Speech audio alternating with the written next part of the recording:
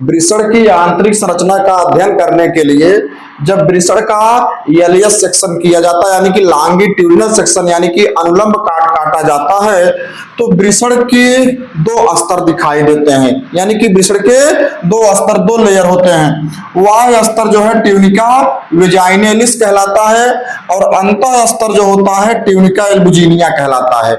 यही tunica albuginea जो होता है यह अंदर की तरफ धीरे धीरे धंस करके क्या करता है, इस पालीनुमा संरचना बना लेता है, चैम्बर के आकार की संरचना बना लेता है।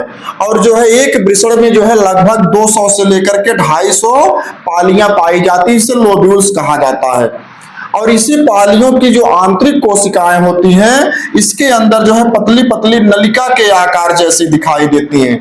इन्हीं एक जो है पाली में लगभग 1 से लेकर के 3, यानी कि कम से कम 1 और जो है ज्यादा से ज्यादा 3 नलिकाएं होती हैं। और इस प्रकार जो है वृषण में, पूरे वृषण में जो है कुल लोब्यूल्स में जो है लगभग 400 से लेकर के 600 जो है नली के आकार की संरचना पाई जाती है, जिसे सेमीफेरस ट्यूब्यूल्स कहा जाता है। और इसी जो है सेमीफेरस ट्यूब्यूल्स को जो है शुक्रजनन नलिका कहा जाता है।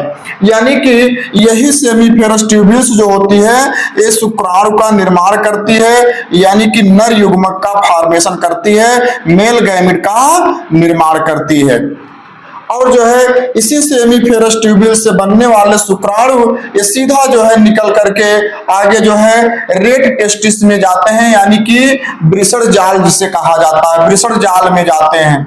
और इसी वृषण जाल से होते हुए शुक्राणु एपिडेडमिस में चले जाते हैं, अधिवृषण में जाते हैं, जहां पर शुक्राणुओं का परिपक्वन होता है। और जो है परिपक्व शुक्राणु जो है क्या करते हैं, शुक्रवाही नलिकाओं से होकर के सीधा शुक्राशय में आते हैं, जहां पर जो है वीर्य के साथ मिलकर के सीमन कहलाते हैं।